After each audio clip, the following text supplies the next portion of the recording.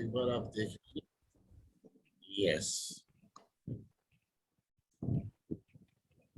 Yes. Good morning in USA, Canada. Good afternoon in UK, Europe, and Africa. Good evening in Asia Pacific, India, Thailand, Malaysia, Singapore, Afghanistan. I always talk about Afghanistan because I have done a lot of work in Afghanistan, and Afghanistan is in the pain. And today, when we have a guest of honor, he has done a lot of work in that part of the world. And late good evening in Australia.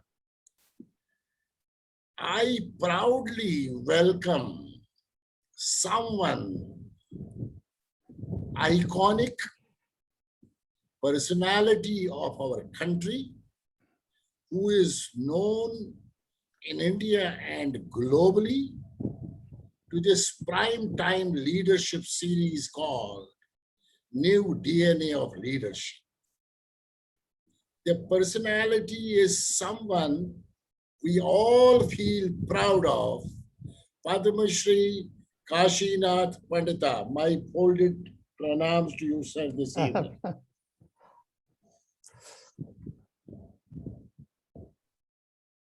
Oh, kind of you.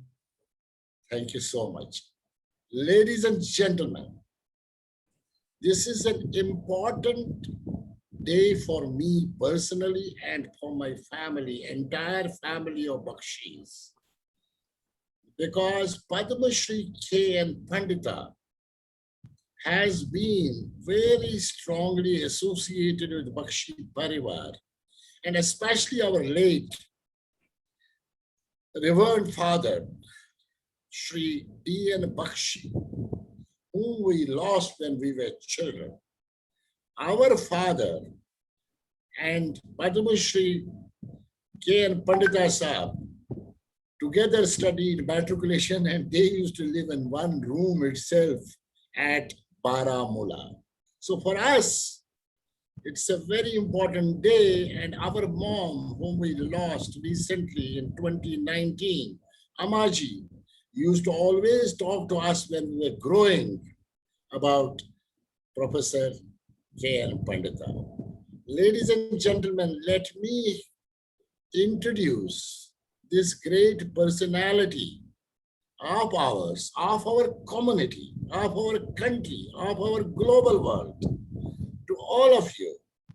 And then I will have some questions with him and on his excellence of leadership. And then I would request each one of you who is on Zoom or who is on Facebook or who is on YouTube or who is on Global Talent Television to please park your questions, and I will facilitate all the questions so far as Pandita Sahab is concerned. Pandita Sahab has given us enough time. And those who are on Zoom, please, you can yourself ask question and we will unmute you. Ladies and gentlemen, around the world, from different parts of the world, Padma Shri K.N. Pandita, also known as, with a lot of respect, Kashinath Pandita, born in 1929, is an iconic historian of global India. Born in Baramulla, Jammu and Kashmir, K.N. Pandita Sahab has a PhD in Iranian studies from the University of Tehran. He is the former director of Center of Central Asian Universities, Kashmir University. He has about 10 books to his credit, which include Travelogue of Tajikistan, titled My Tajik Friends.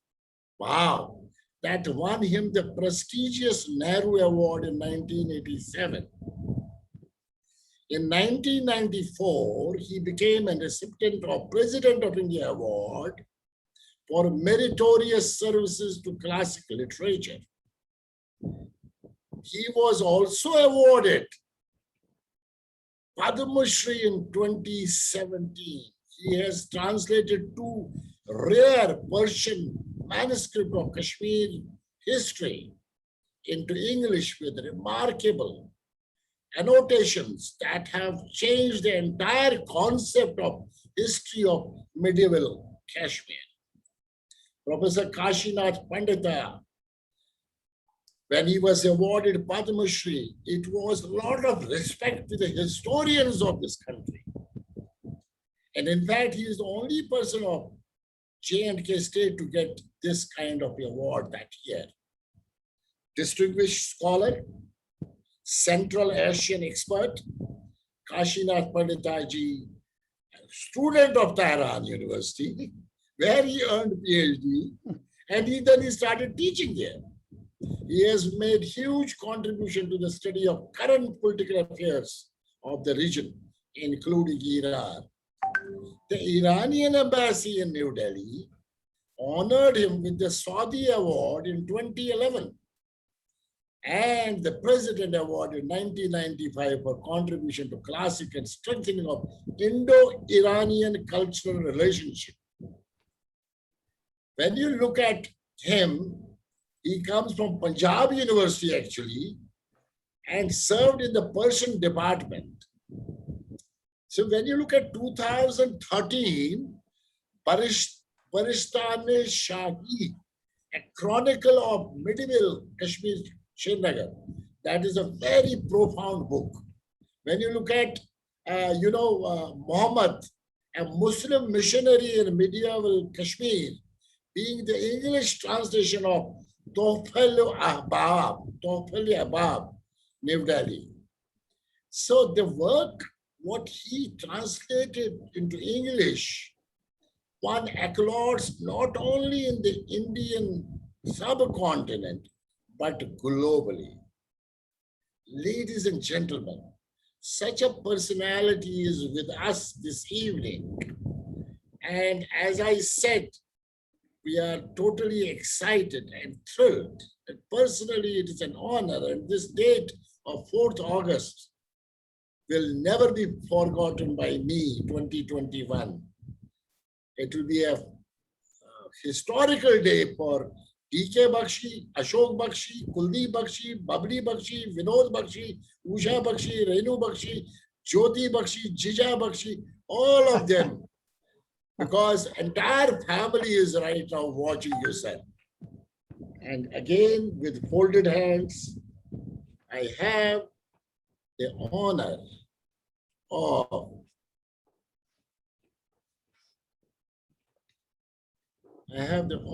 having you. Oh, kind of you. Very kind of you. Okay. As I said, ladies and gentlemen, get ready with your questions.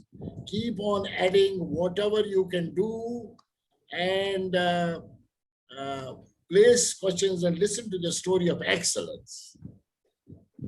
Sir, Pandita sir, knowing you and your passion for writing and becoming an iconic personality, known as one of the greatest historians of the country. However, before I move to that, it is important to know how was your upbringing as a child? You were born in Baramulla, great town of Kashmir, and Baramulla has seen the bad side of Kabali raid. And need to know about your mentors, parents, and certainly I would like to know about our respected father who was with you during that matriculation. That's also very important for us because they are watching. Our mom and dad, they're watching from there that today Bakshi family is with you. Can I know about this, sir, your childhood? So kind of you. I must start with showing my respect to Bakshi family in general, and to you, DK, in particular. You took the labor on your shoulders of arranging this video meeting. The Bakshis are my cousin brothers. DK's grandfather was a very close, not only friend, relative, but a friend and a well-wisher of my father. As a child, I remember that they were very close, very affectionate to one another. And I remember the day when your grandfather brought your elder brother, Ashok, to our place, and my father put him in the same room in which I was studying, and we started our studies together in National High School, Baramoda. Dear Yes. Bakshi, not Ashok. Dear Bakshi. Oh, yes. So this link is almost resurrected, reborn after 3 decades, because we were dispersed in 1990 all over the country and abroad. And it was by chance I met Ashokji at Jammu airport one day. He recognized me. Honestly, I didn't, because I'm an old man. But he recognized me and he came and embraced me. And then it started. And today, his younger brother, DK, is here to interview me. And he's showering so many praises on me, which I don't deserve. I'm reminded of a short story of a Brahman scholar of South India. He feigned to be the repository of knowledge. Then he would come out in broad daylight with a burning candle on his head and a strong steel belt around his belly. People called him why he was roaming in the streets in daylight with a lamp on his head. He said, "Look, my friends, there is darkness all over the world, and I'm the only person who has the lamp of knowledge. So I'm showing the light in the broad daylight." Okay? And what for this belt, steel belt? He says, because I have so much of knowledge, I'm afraid my tummy may burst one day. So I have put a iron steel belt on my foot, on my belly. Please, DK, don't embarrass me with all those praises, because knowledge is so vast that we are like small fries. We are like, in the words, we are Newton, we are like pebbles on the seashore of knowledge. I don't deserve that, but whatever knowledge, little knowledge I have, I must confess very frankly that this I did not acquire from books, no. I acquired it from my interaction with people. I met, talked, questioned, understood people of different countries, of different races, of different status. That's what gave me an insight into the human nature. I think understanding man, understanding humanity is perhaps the highest level of knowledge. I acquired it through my interaction. So I think my audience will appreciate this idea that we must travel. The travel makes a man perfect. It's the travel. In Quran, it is said that in pursuit of knowledge, you must travel even to the distant places in China. So knowledge has no end, no bounds. You learn everywhere, wherever you go. And that's the way how I learn something. So nice of you, sir. Ladies and gentlemen, to see the power of humility. Such a great personality he has got. How humble he is. How down to earth he is.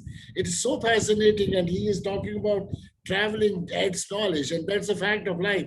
Sir, मैं ज़्यादा पढ़ा लिखा नहीं हूँ. I have traveled to near about 25, 26 countries in the world, and I have built up some knowledge. And I also believe knowledge is power. Knowledge becomes potential power when you start using it, and knowledge becomes kinetic power when you start sharing it.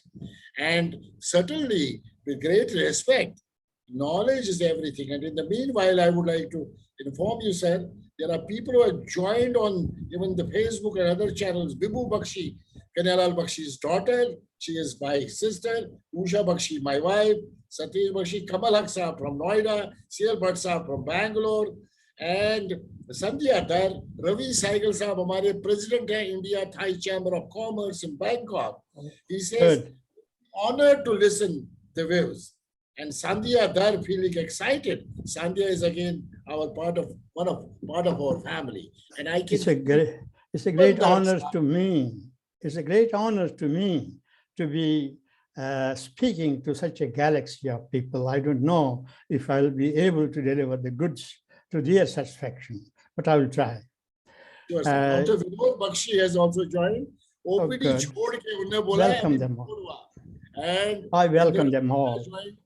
In Narula, हमारे जो Thai Sikh है, born in Thailand, वो मेरे global talent company के director है. In Narula साहब has joined. Jyotsna Photedar, Makhalal Photedar साहब की daughter-in-law, she is part of the Global Kashmiri Pandit Business Foundation. She is already there. So people are joining already. So Kuldeep, I said Kuldeep Bakshi there. Maharaj Krishna Babri Bakshi and Raviji is already there. Rita Rangruji is already there. Rustum Asimov is already there. Santosh Pandita Sahab is already there. And Vidya Bhushandar is already there. And let me go to the question while I keep engaging my, attendees from different parts of the world. My second question is, how about your childhood and the partition disaster to our community? How did that happen? Can you throw some light? Also, let me go to your next step of life, becoming someone so devoted, so dedicated to writing. How did it happen? Was there any mentor you had?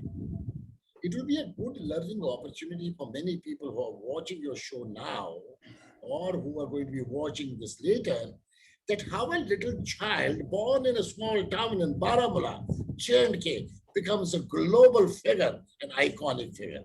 Sir, your thought. You see, I come from a middle class family, maybe even a rather lower middle class family. I'm a village boy, born in Baramulla and brought up in Baramulla town. It's a very small town, but a strategic town as far as Valley of Kashmir is concerned, because it is the entry point. When you come from Pakistan side, it is the entry point from where the valley starts expanding. It's a bottleneck. And according to Hindu tradition, it was made by Varah Avtara, piercing his one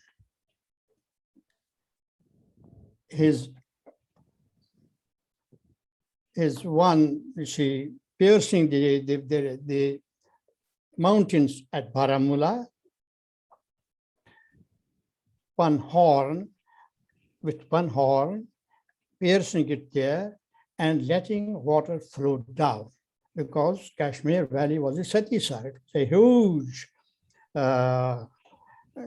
say ocean, say ocean of water, and the water flowed. So many centuries must have taken for Kashmir land to dry up when people began to live there. So in the name of Farah Mula, Mula is the name of place where water exists. So Varamula means the place of Vara Avtara. Vishnu came in the shape of Vara Avtara. He pierced it with his horn, and then the town was created. You know, you have heard about Hyun Sang, the Chinese traveler. He came from Baramulla side because it opens up to Punjab and then to modern Western Pakistan, then to Afghanistan and Central Asia. The simplest and the easiest route from Central Asia to Kashmir was from Baramulla, Muzaffarabad and Baramulla. The very route which the tribesmen adopted in 1947. Ours was a semi-rural, semi-official, semi-urban family. That means we had land, and we were also, my father was a teacher and a well-learned man in English, especially in Latin. He was a very past master in Latin grammar.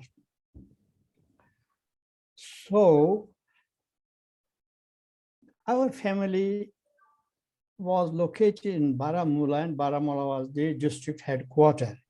Our relations were spread all over district Baramulla, Andwara, Kupwara, Patan, right up to Narwal and Srinagar also. And district Baramulla at that time in 1940s was a large district, perhaps the biggest district in Kashmir state at that time. So because it was the district headquarters of Wazir-e-Wazarat, and people had, and the session court was there, and the people from the entire district, our relatives, had their litigations and affairs and cases, revenue cases, police cases, other cases. So they would always visit Baramulla, and we had the privilege, my father had the privilege of receiving the guests. So our home was, you say, it was 50% home and 50% a guest house. It was a big guest house. I don't remember any day or any night in our home when there were not 3, 4, 5 guests, and they were all family members, blood relations, and they would come with horses and tie down their horses in the compound, and some of them with servants also. So that was the life.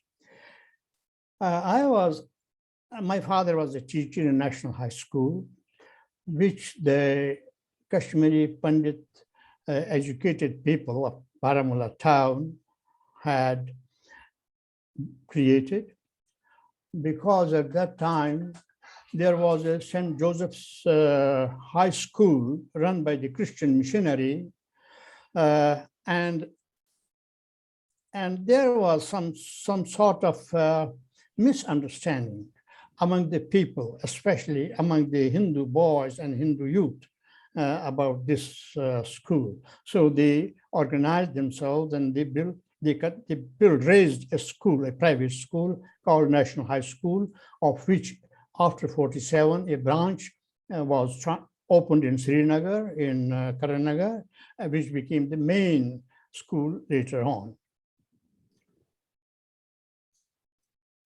I passed matriculation from that school, and I was a good student, at studies, but at the same time, we lived in extremely beautiful scenic nature of our village. It was a village at that time. Now it is integral part of Baramulla. My house was On the one side, it was located on the river Jhelum. And on the other side, it was located on main road, what we call JV Road, Jhelum Valley Road, the road which connected Kashmir with Lahore and Rawalpindi. So it was a picturesque village, and we had nearly 1 mile long plain ground, completely plain ground by the side of the river with chinar trees. All of my young age, right up to graduation, was spent at this ground, playing, roaming, meeting friends, fighting, going to doing mischiefs like plunging into the water after we had played football. And then one more thing we would do in those days, big logs were flown, cut and put into the river, and they would float down the river, go to Lahore, to Rawalpindi and other places. We would catch hold of these logs and go on swimming, crossing the river. So these were the hobbies which were playing, but our young age, my youth was spent on the ground, on the large ground and in the lap of the nature. Then we joined St. Joseph's College, where from I did graduation, BA. Our teachers were Englishmen. I was a good student, and I had great taste for English literature. I remember, and I had great taste for debates, taking active part in debates. Every week there were debates, and the principal, his name was Father Shanks. He used to preside over the debates and instruct us. I was almost a wrangler, fighting, in debates and speaking for long times. So one day, when our debate started, he said, Kashi, he would call me Kashi. Kashi, look, I'll give you 5 minutes only. I said, Father, we used to say Father Shanks. We said, Father, what can I do in 5 minutes? There's nothing. It's peanuts for me. And then he said a sentence which I remember, which I never forgot in my life, and which became the guiding principle of my life. He said, Kashi, if you don't say in 5 minutes what you have to say, you have nothing to say. Understand the depth of this sentence. Wow. So, brevity is the soul of the bit. You have to be brief. I learned the lesson, and one of the reasons of my success as a speaker or as a conversationalist or as a writer is that I have always been brief and to the point. Not here, because here is a large audience which wants to know me, my work, my life, my achievements, whatever it is. So that's what my life at college. Sir, amazingly beautiful and fruitful. We are all right now learning some of the real steps of becoming an excellent leader. We are all picking up from your talk how you need to be a very great leader and a convener. That too, within 5 minutes, what you can speak is important. And you can see in the meanwhile, a lot of more people have joined. Rustum Sahab has joined. Sarwar Sahab has joined. Ash Raina from Brisbane, late night Australia has joined. Durganath Raina ji has joined. And of course, I can see Avatar Kishan Raina has joined. And Supriya Kabu, she is also, आप उनके master जी क्या है? Supriya Kabu Dubai में है, हमारी Global Kashmiri Pandit Business Foundation की director, she has joined. Ravinder Kachu, CEO of GKPBF, he has also joined. Dilruba has joined somewhere. हमारी छोटी sister, Kanyalal ji की छोटी वाली Raj Lakshmi Bakshi has also joined. Jija to already है. They are doing us honor. They are doing us honor. Jyoti, thank you. बहू भी है और उधर से sisters भी सारे हैं, and बबली भी है, जीजा भी है, Raj Lakshmi भी है. I am moving to another question. and with your professional capabilities and competencies, how did you land in Punjab University? And then how did you land in, Tehran? How did it happen? How did you study and then start teaching also there? Wow, that's incredible. And please share with us, with the audience, enlighten Uh, us with the steps of going, growing, and glowing in the world of literacy and becoming this iconic historian of the country. Sir, well, to recollect the past is sometimes painful, but it's part of life. We have no escape from it. After passing my graduation, the principal of my college, Father Shanks, wanted me to do MA in English. He wanted to send me to London after doing MA English. I joined MA English in Srinagar. At that time, they had opened MA English. It was affiliated to Punjab University. Only few months after I joined, there happened the raid of the tribesmen in 1947, in October 1947. And with that, we lost everything. That's a different story, a long story. But our house, where at least 20 people, 20 members were living, where like princes tonight and tomorrow night, there was not a straw of grass in the house. Our neighbor brought us some grass, some mats to sleep on, and some apples to boil and eat. In this condition, how could I continue my education? To cut matters short, my elder brother had gone in search of a job to Hoshiarpur. And after some time, I followed him.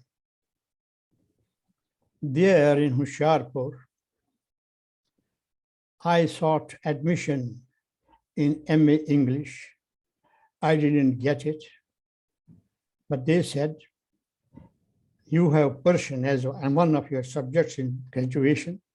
If you are willing, we'll give you admission. My brother said, go on. Let us see. Because I had great urge to continue my education, I joined Punjab University. And I got first division and a gold medal in Farsi. First division and a gold medal. And with that, I got a job also in the J&K government as a lecturer. My taste for Farsi was developed by my maternal uncle. His name was Dinanath Kokro. In my family, there were two parallel streams of knowledge. One was Sanskrit, one was Farsi. My great-grandfather was a Sanskrit scholar. My grandfather was a Persian scholar. That Persian scholarship that trickled down and came to me. The Sanskrit line went to my elder brother. He became a Sanskrit student and Sanskrit scholar. I picked up Persian, I became a scholar. So in this way, I went to this line. I have no regrets. But the urge for English language, literature, and history never died in me, never, up to this day. Pandita Sahab, what a fantastic journey of excellence. And then you are saying that while you went to Persian, but your perseverance and passion for the English language always remained there. And this is how uh, the future generations who are watching this or who will be watching this later must learn from this talk of Padma Shri K. and Pandita Sahib. Dr. Sahib, in fact, Dr. S.K. Gupta, well-known name in Washington, D.C., 40 साल हो गए एक ही जगह 41 years.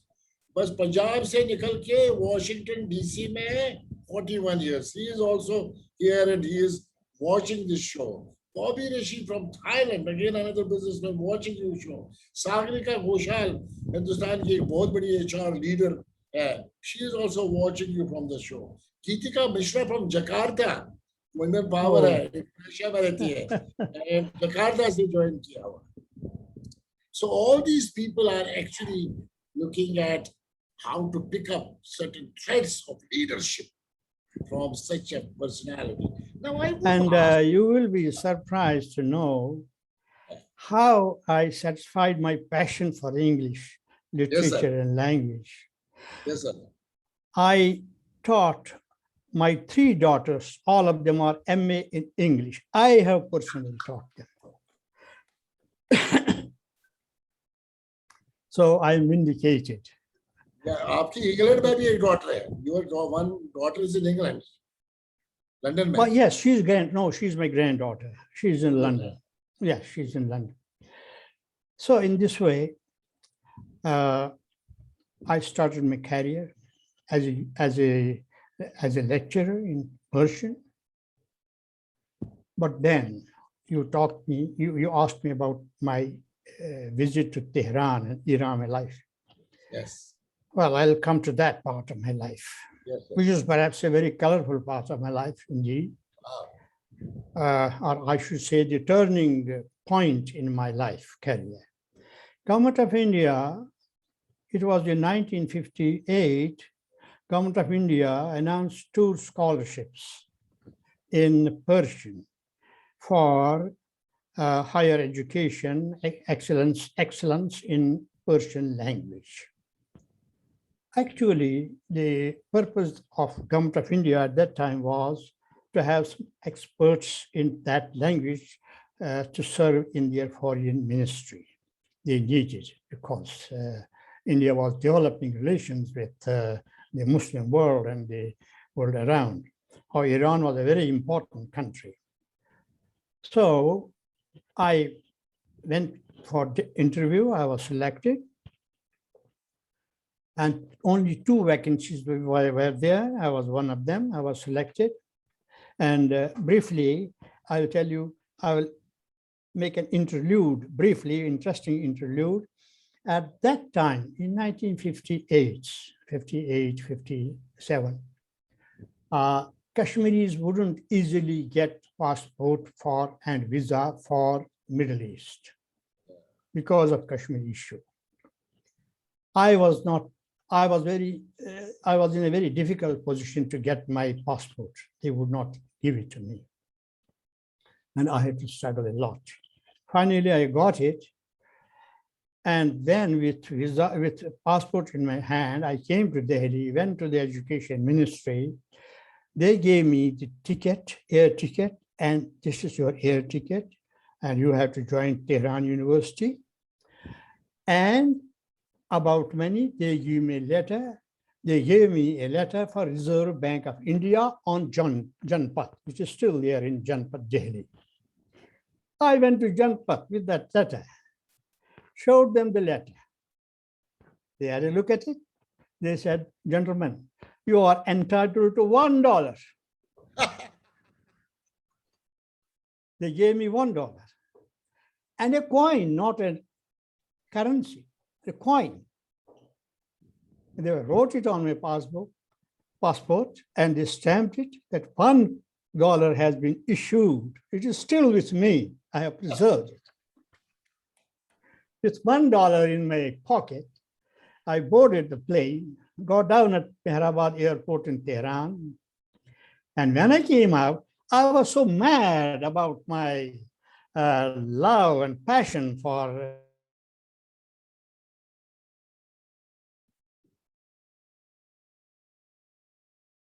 I think there's an electricity failure or an internet failure with Padma Shri.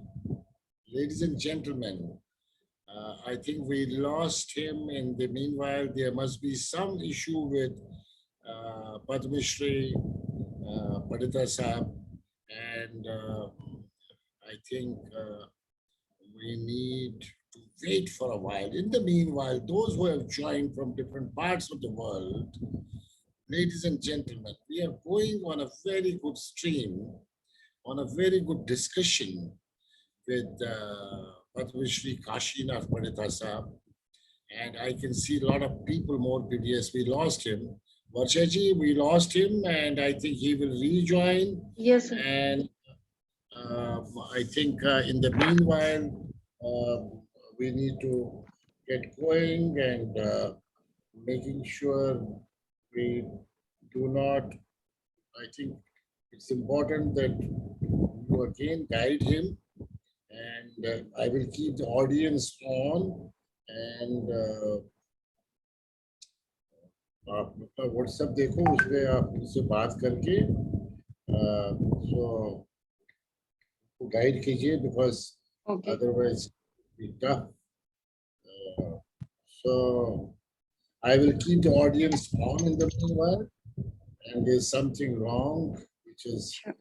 I will check. maybe power cut. So in the meanwhile, ladies and gentlemen, in the meanwhile, while Padma Shri is off and Varsha is trying to get in touch with him to get him back on the line, there must be a power failure or an internet failure in this thing. Yes, Ferozi Osimi Saab, thank you for organizing this event. Yes, sir, but we need to get him back.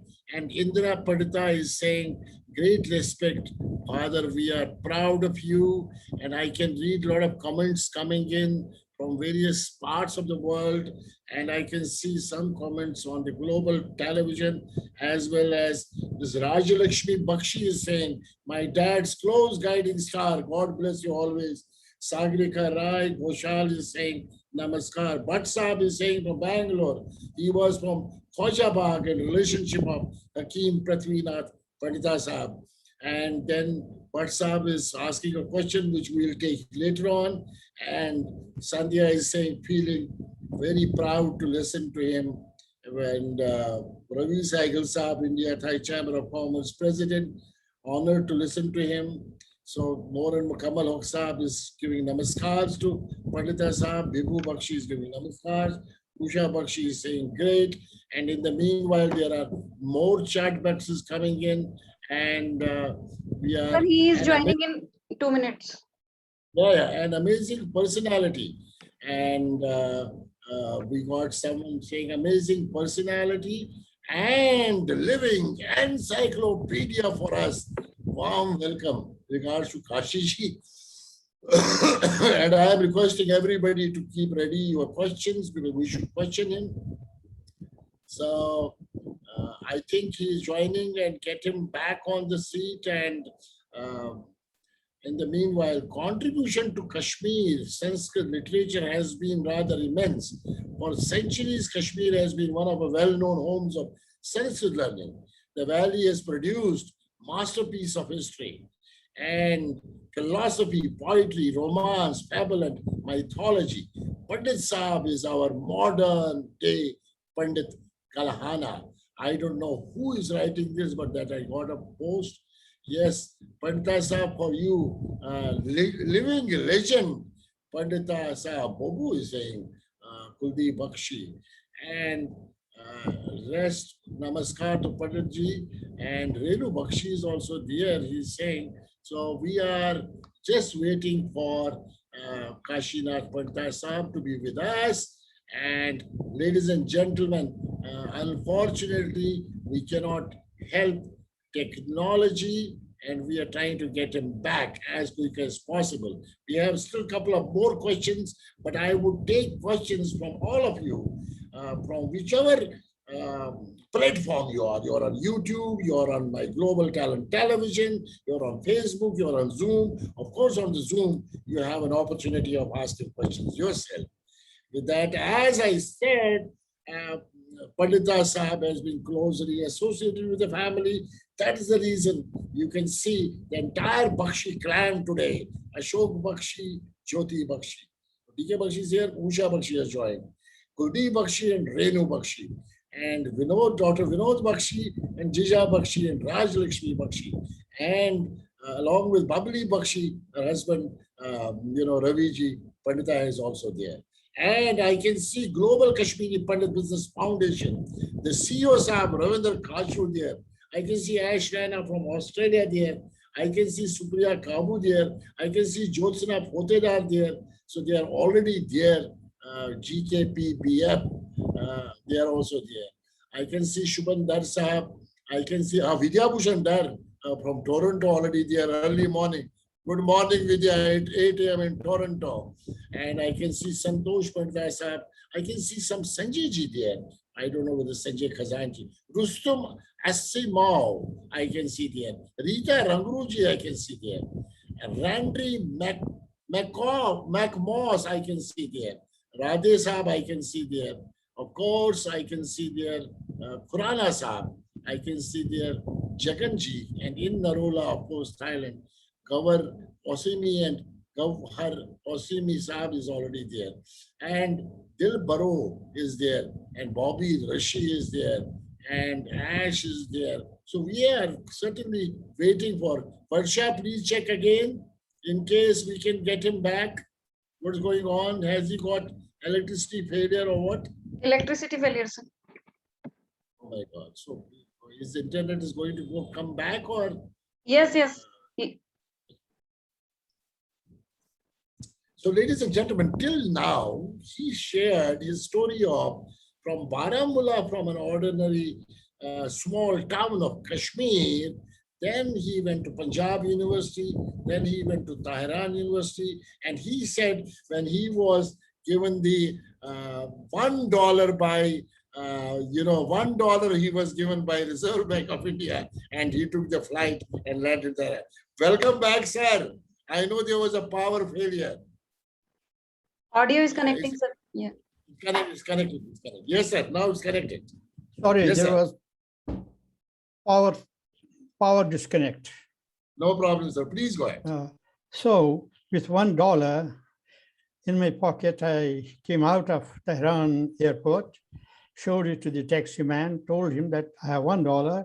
He just grabbed it. I'm talking of 1958, 59. And I told him to take me to the Indian embassy. At the embassy, I met the cultural counselor. I saw a huge room. He was sitting in a huge room with piles of files, huge pile, a pile of files, behind which he was almost drowned. I couldn't see his face. And I told him, I'm Kian Pandita from India. Without lifting his head, said, I know that in Urdu. I know that. Go on. I said, I have no money. That's your concern. Go on. Can you give me my scholarship? I was to receive 500 rupees as monthly scholarship. Yes, we'll give you after 1 month. But what am I going to do now? Where am I going to stay? Can you help me? That's your job. I came out, asked the doorman if there was any hotel nearby. He said, just go down this lane at half a kilometer distance. There's Hotel Bahar. I went to the Hotel Bahar with small briefcase in my hand. As I entered the reception room, a dwarfish man, his name was Amin. He stood before me. And now I repeat the conversation. India or Pakistan? I said, India. Student? Yes. No money? Yes. You want room? Yes. Lovely, So lovely. he said, sit down. I give you, in Persian, he said a word, Shirwani. I give you Shirwani. I didn't know what Shirwani was. I told him what Shirwani, I don't understand. He said, Shirwani is the small space under the roof of a house. What we call in Kashmiri, Brajkani. Very good. I said, "Oh," and then he added, you have the hot water also. It was December, it was winter, a very harsh winter, like Kashmir. So I said, okay, fine. So I went up. I said, okay, I have a place. He said, you eat here, you sleep here. After 1 month, you'll pay your bill. I said, fine, nothing like that. So after 3 days, I was sitting down. Amin came. I was a bit sad, holding my head. He said, what's wrong with you today? I said, Amin. You have been very gracious to me, but I need some pocket money. I must go to the university. It's 4 kilometers from here. I must need some money for the bus. He took up his telephone, talked to somebody, and he talked in colloquial Persian. You know, Tehran has a colloquial Persian, which I did not really understand.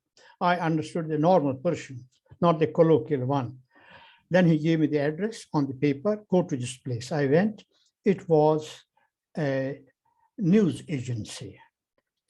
And the name of the paper was Echo of Iran. The proprietors saw me. I was a young man, at that time, 24, 25, young man. He said, okay, can you translate from English, from Persian into English? I said, yes. He gave me a newspaper, marked a column, said, translate it. I sat down, took the typewriter and translated it. He said, oh, you can type also? I said, yes. At that time, there were no computers, only those big iron things. I typed and gave it to him. He went in, met his boss, came out, said, okay, you are employed from today for part-time job. Okay. I asked him, no, what are the conditions? He said, we pay you 7 tumans per 1 page. And 1 tuman was almost equal to 1 rupee.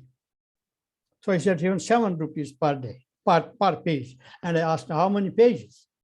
He says, yeah, depends on you. We can do 6, 7 pages. I said, my God, 7 pages. So 7 pages means 49 tumans, 49 rupees per day. I am a rich man. So he gave me about 5 pages. I translated that in 1 hour and a half. He took it from me, came out, gave me 35 tumans, 35 rupees. I came out from the office, picked a taxi and told him, take me to the Hotel Bahar. In Tehran those days, you could go from any place, any point in Tehran city, from any point to any point and pay only 2 tumans.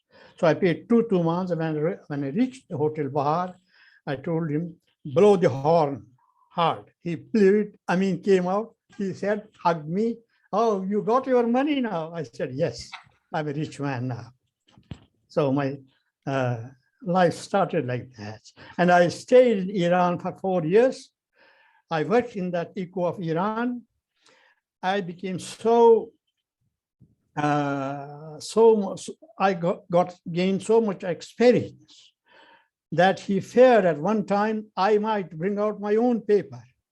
I assured him that I'll be faithful to him. I would prefer to work, not to do, because I'm a student.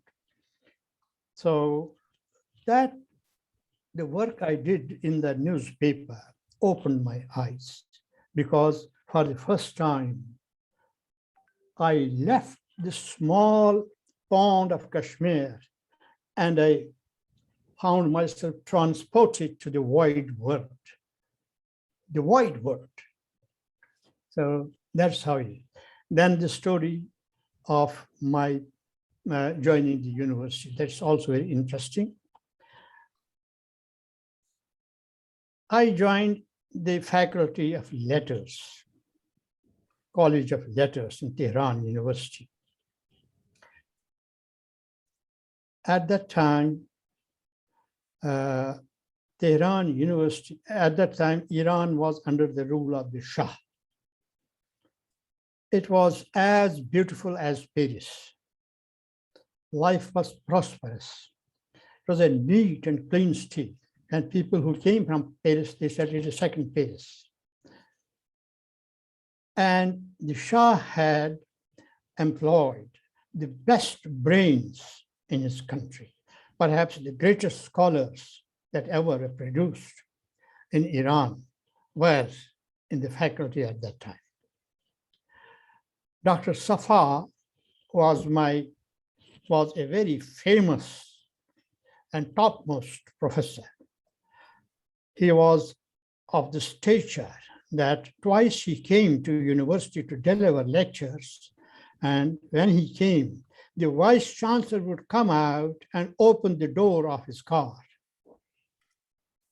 That was the level of Dr. Safa. So, and a Kashmiri Pandit, his name was Girdari Lal Tikku. He happened to be the translator and interpreter in Indian embassy. He helped me. He told me, I'll take you to Dr. Safa. Dr. Safa was a great admirer of India. He had come to India many times, and he was a great admirer. He understood India very well. So he took me to Dr. Safa and told him, this is a young man come from India, and I would like that you take him. Safa said reluctantly that I am a busy man, but anyway, he's from India, I will not say no. Then turning to me, Safa said, what subject do you want to choose? I said, sir, I'm a young man, I'm a novice, I don't know. Whatever you tell me, I will do. So he said, work on Indian Sufism, and particularly on the poet Bedin, who is the greatest Sufi poet of India. So I said, sir, I'm a young man, I have not studied so much, and it is the toughest of subjects you have given to me. He said, if you Indians don't do it, who will do it? Lovely. Tikku told Very me, great. yes, Tikku told me, don't say nothing more, go out and stay, wait for us. He came out, and then I was admitted, and I studied with this professor for 4 years.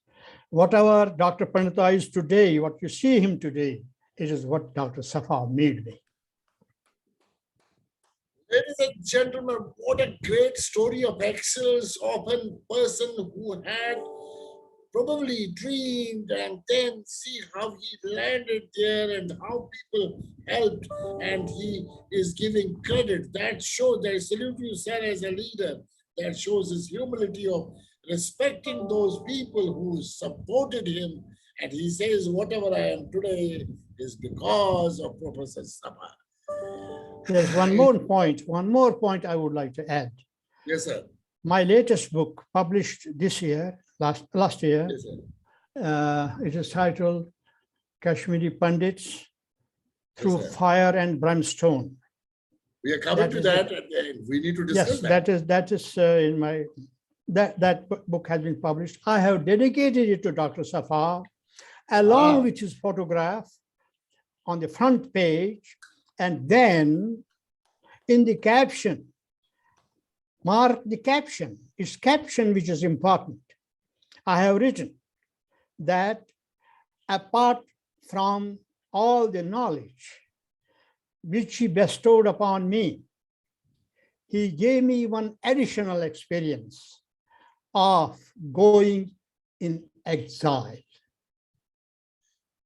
Dr. Safa was liberal, progressive, outgoing, a great professor, a great visionary, and he was not liked by the Ayatollah's regime of Iran. So he left and he went to Germany. His wife was a German. He never returned to Tehran, never returned to Tehran, and he died in Germany. I was in Geneva. When I came to know that he was not well, I traveled from Geneva to Berlin to meet him, to pay my obeisance to this great man. He has written the history of Persian literature in 6 volumes. I went to him. I wanted to pay my obeisance, but unfortunately, he was in a state of coma, and the caretakers didn't allow me to go into his room. But from the door, they opened a little bit of door. He was in a coma. I said my namaskar from distance. I bowed to him as my teacher, my guru. And So that is my story with Dr. Safa. I remember that when Dr. Safa would deliver a lecture in a big hall, which had 2 doors, one for coming in, one for going out, he would tell them, keep both the doors open and allow anybody who comes, allow anybody who goes out, no restriction. And when he came to deliver a lecture, he had no book, no note, no paper, nothing at all. Only he would sit like this with mic before him, and then he would speak for 2 hours at least. And among the audience, there were ambassadors from Arab countries, all ambassadors, Saudi Arabia, so every ambassador from Arab countries. So this was Dr. Sarkhan. This was the professor I learned. The methodology of research, the methodology of teaching and tackling the issues and sorting out, preparing thesis and all technicalities I learned from him. And above all, I learned how to be a man, to be called a man of letters. This is what I learned from him. oh my God, that is great journey of excellence, and how this profound, iconic personality is talking about his own mentor. And today, that mentor must be feeling proud, watching from there about Professor Kashinath Pandita. This is amazingly the beautiful journey of excellence. Ladies and gentlemen, this is something which is, somebody is writing remarkable journey of your good self, sir. Your knowledge is immense.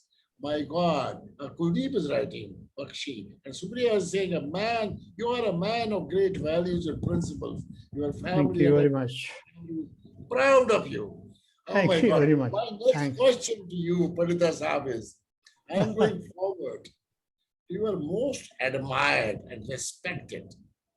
Barishtane Shahai. I don't know whether I am able to pronounce it properly. Shahi. Shahi.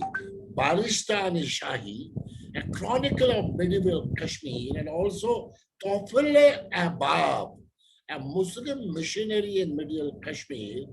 Also the beautiful writings of yours, such as 10 books to your credit, which include travel log of Tajikistan titled My Tajik Friends, which won applause. How? How did, these are 3 major dimensions of your persona, your personality to becoming someone today. Can you throw some light on Right. this? Yes. Thank you for asking a very good question. It was 1982. We received a letter. I was at the university. I had shifted to Central Asian Studies, after in 1974 or 75, Kashmir University incepted a new department called Center of Central Asian Studies.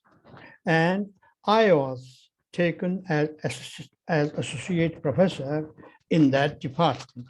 Actually, I headed the department. I built that department. I'm the founding father of the department. Others also came later on. So I was taken because I was the only man who had specialized in Central Asian studies. Because in Iran, before doing PhD, I did again MA in Central Asian Studies of Tehran University under Dr. Safa. So I had special training in that field. So in 1982,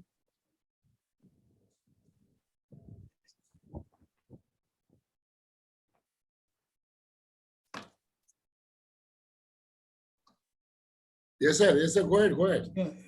hello, Yeah, go ahead. Go ahead. We can hear in you. 1982, we received a letter from University Grants Commission that Government of India was celebrating 1000th anniversary of a great Central Asian philosopher, Abu Sina, Ibn Sina or Avicenna, as known in English history, British histories. So we were asked to arrange the seminar, 3-day seminar in Northern Zone. And Srinagar was our university was the main organizing unit for that seminar. So we did it. And then after doing that seminar, the central seminar, the main seminar was held in New Delhi. I was invited. I went to New Delhi. And in that seminar, nearly 50 scholars drawn from different universities of the world were invited. Among them was a great scholar of Tajikistan. He happened to be the president of Tajik Academy of Sciences at that time, 1982. His name was Muhammad Ashmi.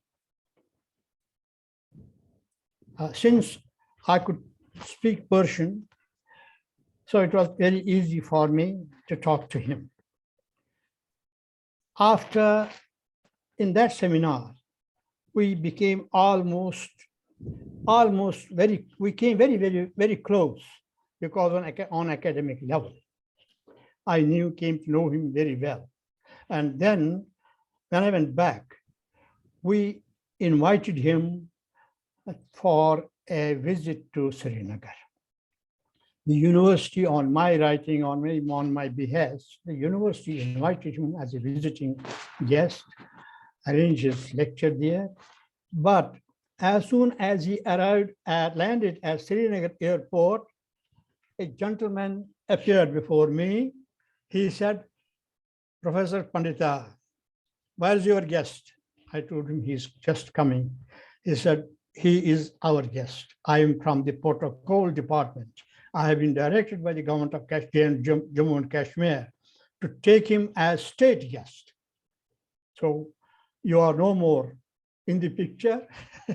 I said, "Okay, I can't overrule the government."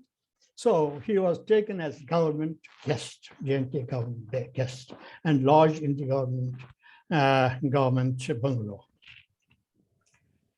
So Ashimo, along with his wife, they spent, I think,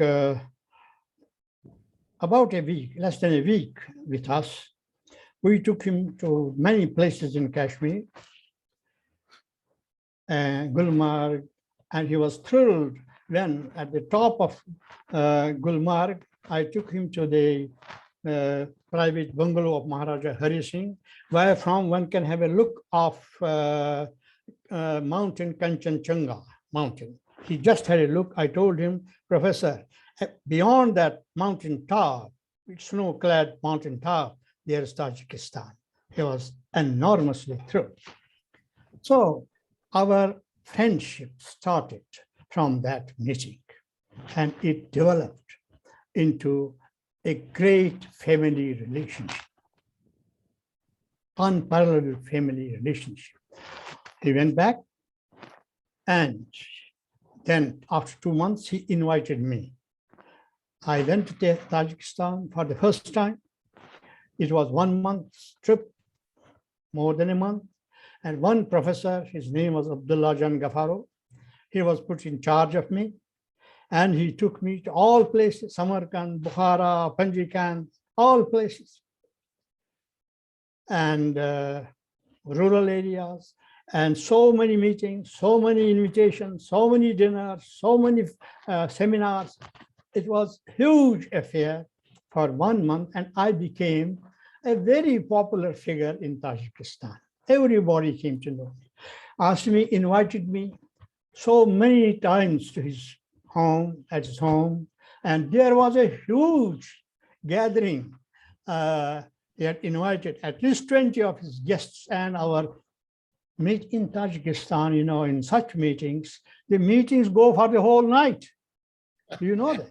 For the whole night. There's music, there's dancing, there are ghazal khani, there's eating, there's jokes, and nothing than a great gala show. I got mixed up into this situation because of my familiarity, because of language. And Asami was like my elder brother. He took care of me. I can't tell you how much care he took of me. He made, Paiband was the cultural organization which he headed. And he was a very important man because he had rendered great service during World War II and was very much known among the higher echelons in Soviet times. And at one time, he was the education minister of Tajikistan also. And at one time, he was pitied to be the general secretary of Communist Party also. So these are the laurels. And he was a physicist by profession and a great scholar.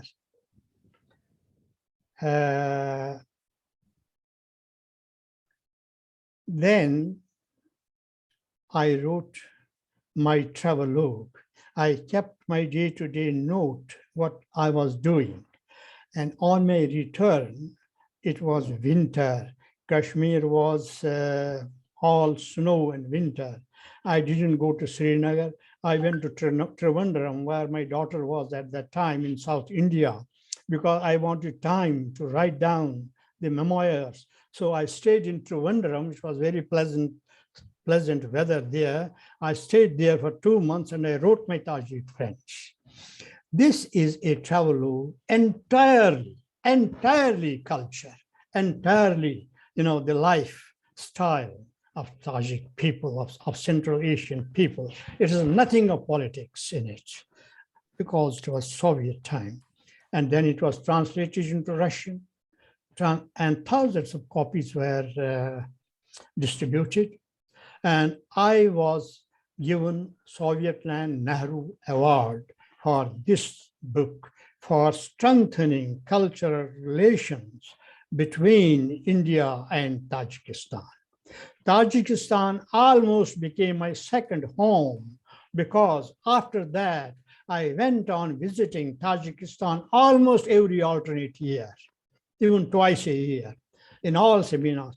The president of Tajikistan made me honorary member of Tajik cultural organization, the highest organization called Paiband.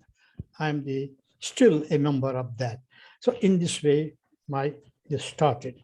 But I must continue this story if you give me another few minutes, because the tail end of this story is both depressing and both enlightening. Asimi was an enlightened man, a man of vision, a man of modernity. This was not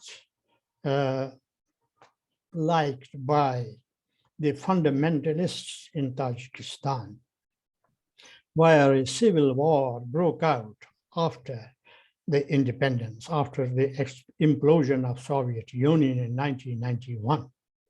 For 6 years, Tajikistan was in the throes of a civil war. And in that unfortunate event, Asmi was gunned down by the fundamentalists.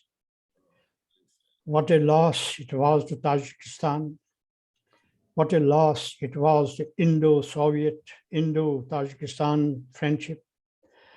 What a loss it was to humanity at large. I am unable to recount that. Not to say of the families, he wasn't the man to be killed. This was the loss of incalculable loss.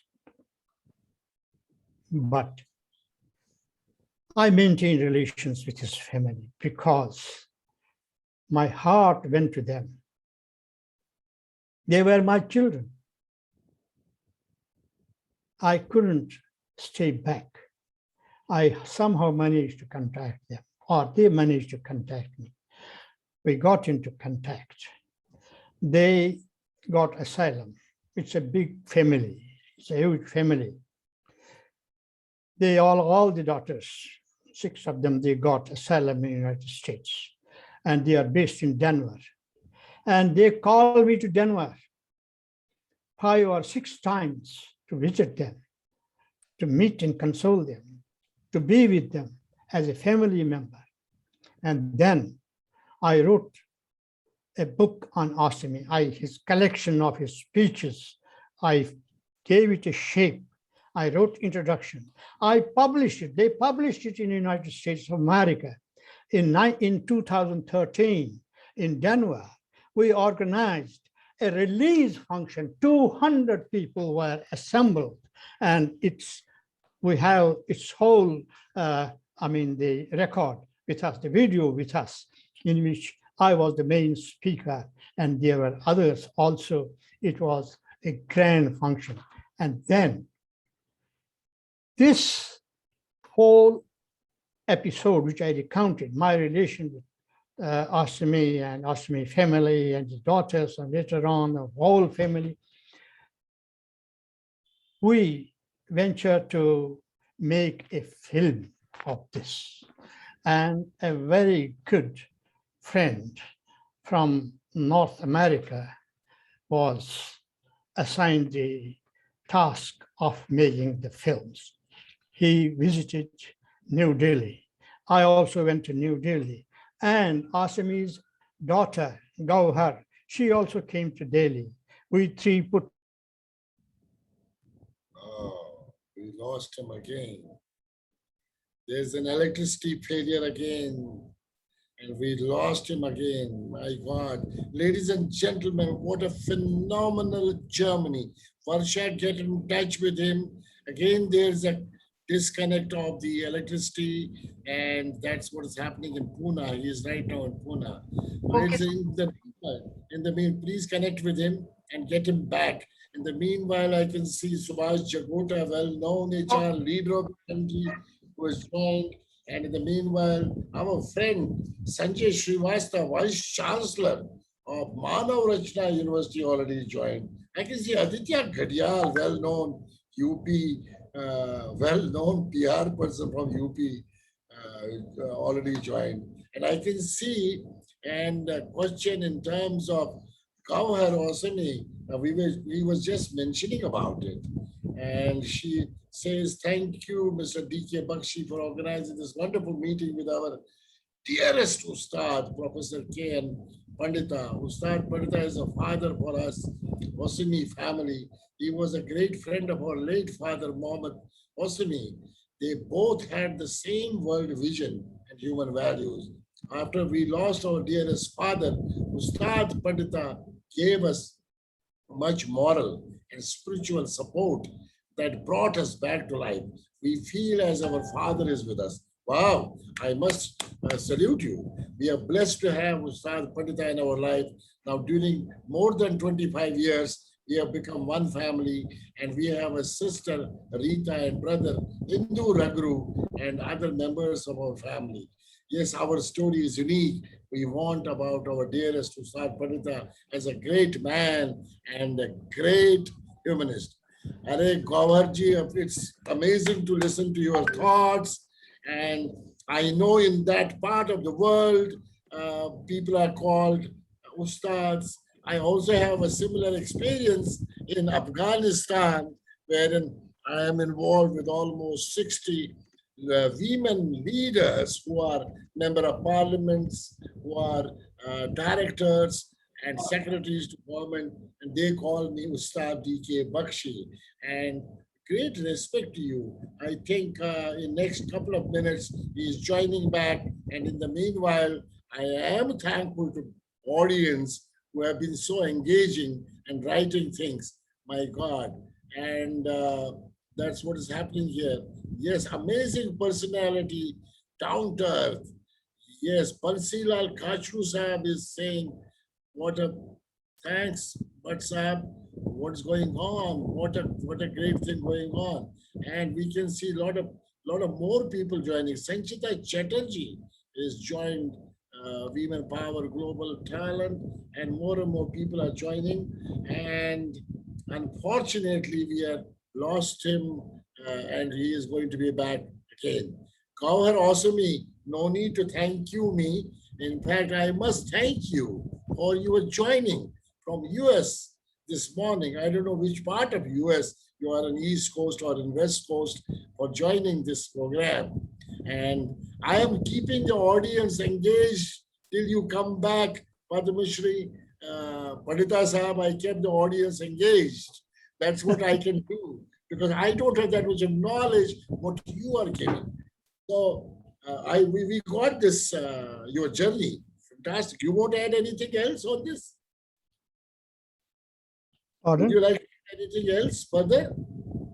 Or Yes, I move on? go ahead. Go ahead. Okay, no, I was actually, Gauhar was sharing that you are like a professor and Pandita Ustad for them, because after late father Muhammad Osami, you are like a family with them. Yes, And that's my family. That's my family. Indu Ragru, and just like a family. So I was Yeah, my family. It's my family. My daughter and my son-in-law, they went to Denver, meet them. They were with them. They were with them for about 15 days or 20 days last year.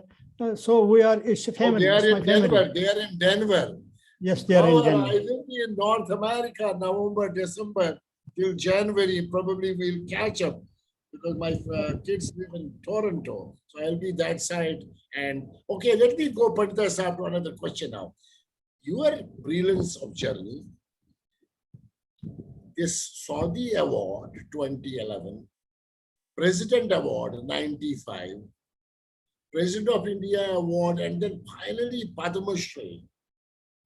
I just quickly want to know what kind of feel and the zeal you get when you get such awards and recognition. Yes, that is true. I have been awarded, I have several awards.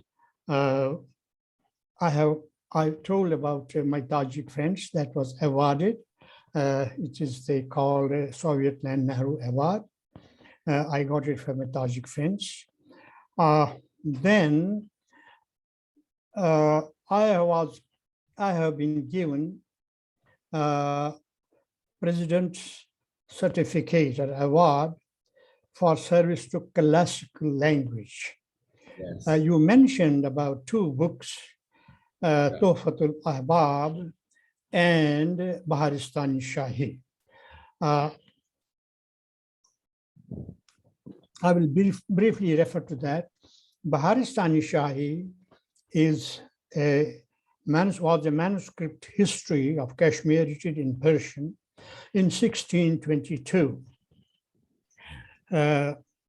There's mention of this manuscript, but the manuscript is not easily available. One manuscript exists in the research library in J&K government, Srinagar. I tried to obtain a copy, and they did not give me. I was surprised. There's a story behind that. Then I managed to get a copy of this book from British Museum in London. When I was in London, I found that they had a good copy. And even in London, they don't give the copy easily. And they said under new rules, I can take only notes. I said, it's 230 pages. I can't take notes. I want the entire book. So they wouldn't give me. But then something strange happened. I was visiting the Kashmir section of Indian Museum of Indian artifacts in British Museum. And I found there a small section, Baramulla finds. The board was Baramulla finds, Wushkor finds. So I was very much interested. And for a long time, for about an hour, I stood and examined all those artifacts from Wushkor. Wushkor is the name of the village where St. Joseph's College is located. It was actually founded by Hovishka, son of Kanishka, 520 BC. So I was very much fascinated. It was very fascinating for me. And then the curator, who was looking at me all the time, he came to me and said, "Gentlemen, you have been standing for more than an hour looking at these. What interest do you have?" I said, "My friend, I belong to this place where from you have got these artifacts." He said, "Yes, the Mill Hill Fathers, the St. Joseph College priests, they found it and they transported it to us." I said, "Okay." So he said, "I have been in Baramulla and I have myself visited these sites. I said, "Okay, that's fine." He became a friend. And when he asked me what had brought me to London and to British Museum, I said, "I want a manuscript, Baharistani Shahi, which exists in British Museum, but they are not giving a copy." She said, "No, we don't give the copy. You can take the notes." I said, "My friend, I have traveled all the way from Kashmir, from Baramulla, and you should have the courtesy of obliging me." He said, "Okay, come after 3 or 4 days." And I went, he gave me a copy. It was a complete copy, Baharistani Shahi, excellent copy. I was so happy, as if I had a great treasure in my hands. That's the story of Baharistani Shahi. The story of the other book, Tuhfatul Ahbab, is strangest of strange. Baharistani Shahi gives the clue of this book, Tuhfatul Ahbab, which is the history of Kashmir. And both of these books give in detail the graphic story of destruction of temples and forced conversions in Kashmir. I got very much interested naturally as a historian. But a couple of manuscripts of Tuhfatul Ahbab, which I found, for example, one in the library of Aga Sahib Badgam, or elsewhere in Rampur or in Calcutta, they were defective. The first it comprises 4 chapters. The first and the last chapter were missing in all of these. It was of no use to me. Then somehow, while I was once surfing the net, I found an American professor, originally from Pakistan. He had visited Askardo, the part of the J&K state now under Pakistan control. And in Askardo, he had obtained a complete copy. I managed to contact this man. In the beginning, he showed some interest, but later on, he declined to give me a copy of the book. I said, okay, doesn't matter. But, you know, I was not a man to surrender that easy. I know it. I know it. I will not tell you the whole story Yeah, yeah. because it's a sensitive story, but I'll tell you this much. I managed to get a complete copy from Askardu through a militant, through a terrorist. Perseverance, perseverance, perseverance. That's great, sir. Sir, Yes. in order to move forward, yes. I you would worked on that for many years, laboriously, and I think a day will come when people will realize that this is a classical work done. Perhaps they almost of the style of Kalhana's Rajtarangani, Stein's translation of Rajtarangani. That was the model before me, and the teaching, the training imparted to me by Professor Safa. Both of these combined in Tuhfatul Ahbab. So Beautiful. that is a book. I think Kamal Haq is here. He has read the book. Once he told me in passing, and he and others, whosoever read it, I'll tell you. Agni Shekhar once told me, I want to see you. He came to my place and said, I have a question. I said, yes. He said, I read this Tuhfatul Ahbab twice, very minutely. Tell me, what were your impressions when you translated the book? This is the question Agni put me. I told him, Dr. Agni Shekhar, when I was translating, I was feeling my body, arms, body, shoulders, whether I'm alive. How am I alive? That was my impression. You can understand what I mean to say. So, as you know, I never left English, and I had always throughout my life taste for English and journalism. Great, sir. As a professor of Persian, I was regularly writing, and in times of India also, I remember that time, a number of articles were published. It was my passion, it was my taste. It was my taste, yes. In 2089,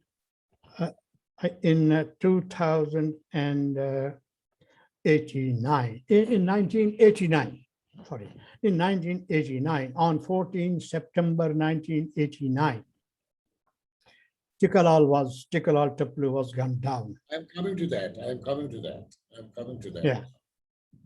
Now, After a few days, I wrote a letter to the Kashmir Times, editor of Kashmir Times. Kashmir Times happened to be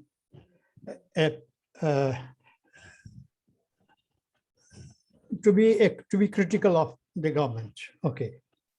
I wrote a letter to that in which I asked the militants, they should tell us how they would behave with us, what they want us to do after the death of Killing.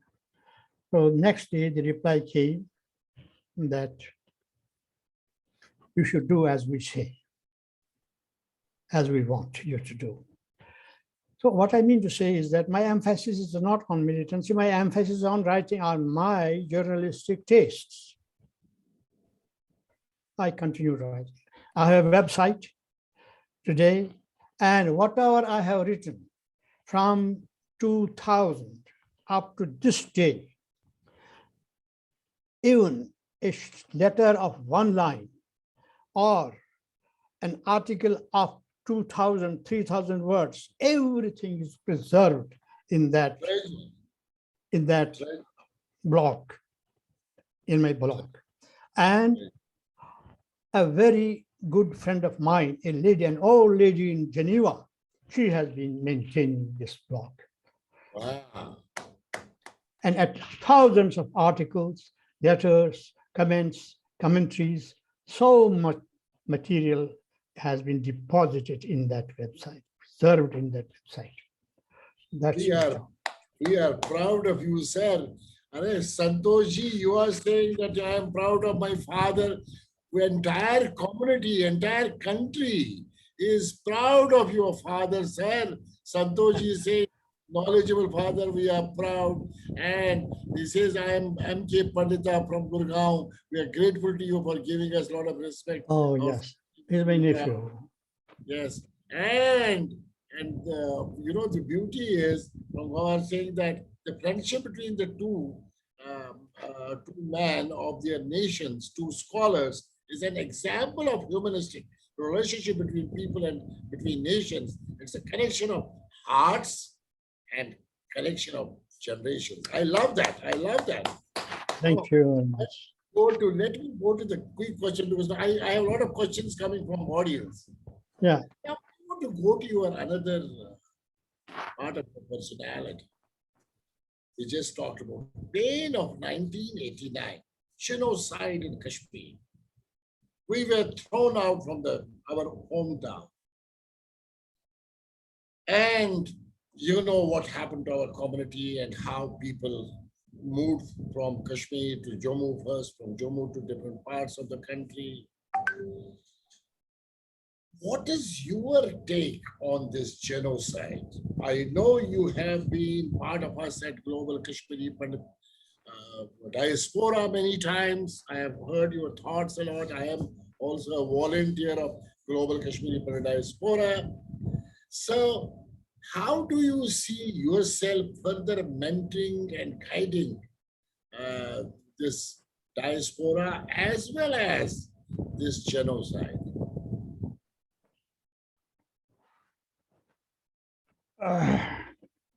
We are witness to what happened to us, and we do not need anybody's certification.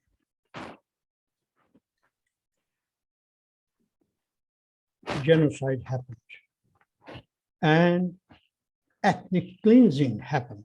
Both things happened. The point, which is of great importance, is that the genocide and ethnic cleansing happened not in an age of an autocracy, not in an age of any tyrant sultan or king, but in an age of democracy and secularism. It's a big question mark on India's democracy and secularism. And you must have listened to the speech of statement of Meenakshi Lekhi, the union minister, yesterday. Yeah, very sad. Those who do not have any concept of history, who do not have any concept of the dynamics, social dynamics, who do not know how history is made or unmade and what's happening around us in the world, they are passing remarks, issuing remarks, very unfortunate. And the government of India has not, as of today, distanced itself from such senseless, logicless statements. Taking from wider perspective, we in Kashmir have been, the Pandits in Kashmir, have been the victims of a larger conspiracy. And that is called the upsurge of fundamentalism in the Islamic world. Even the Islamic societies themselves are victims of it. the Arab Spring and so forth and so on. So I think it is a struggle, not between fundamentalists and people of other religions. No. From my point of view, it is a struggle within Islamic fold. And this struggle began from 11th century. I mentioned Ibn Sina, Avicenna, you know. Avicenna was the first philosopher who raised the question. Number one, is prophethood essential? Number two, is a revealed book necessary? Number three, is obedience to a man-made law essential for all times? So these questions were raised by people, by the Muslims themselves in Central Asia, Farab, Sena, others, Khwarizmi, they raised questions.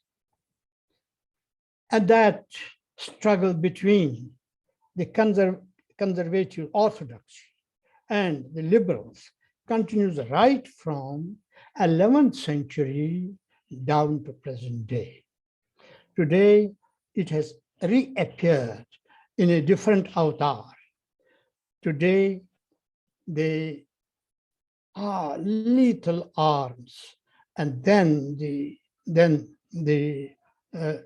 digital sciences are being employed and perpetrated to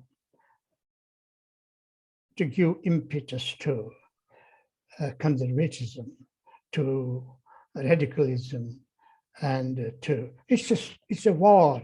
Democracy is fighting against unilateralism. That's Kashmir is a small pawn in that. It's a small clog in that. And when that issue is decided by the nations, by the democracy, what is the Quad 4? You know, Quad 4.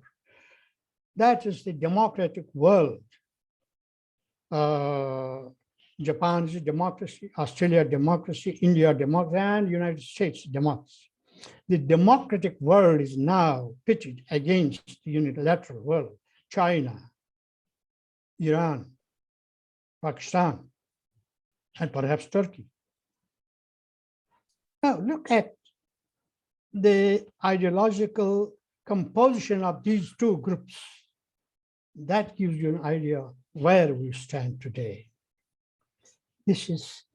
We are now not limited to Kashmir. We are part of the international strategy of big powers and big ideologies. True, absolutely true, absolutely true.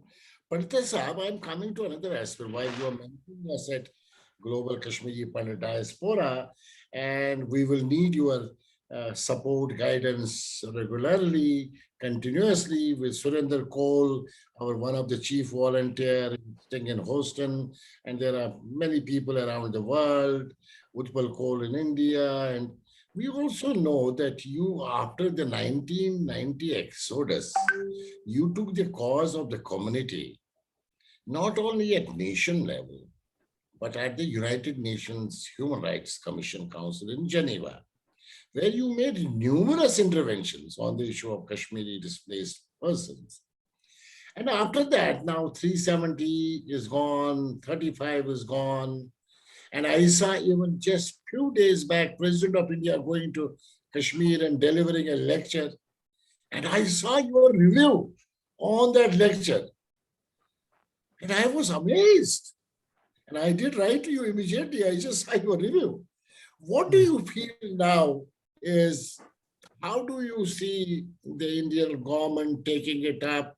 I'm not talking right now. There is a lot of things going on moving back to Kashmir. But what do you see overall? How do we get into that aspect? What's your quick view? We need to take questions from people now. They're waiting. After our exodus, a new task opened for me, and that was of fighting our case at the United Nations Human Rights Commission in Geneva. Everything was completely new to me.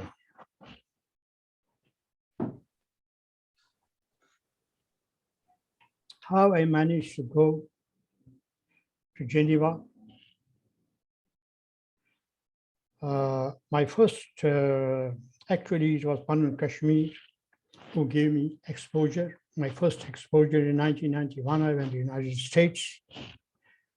And by my good fortune, I found a very warm host, a family-like atmosphere of Jatinder Jutshi Jivan Zitsi. and Jivan Jutshi's son.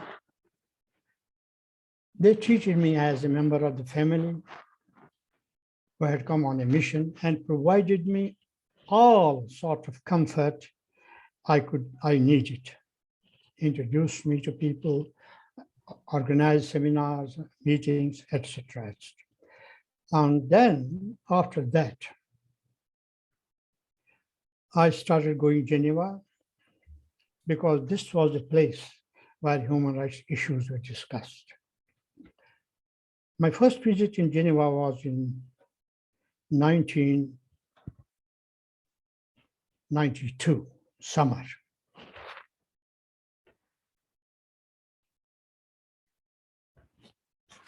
It was an experience because in Geneva,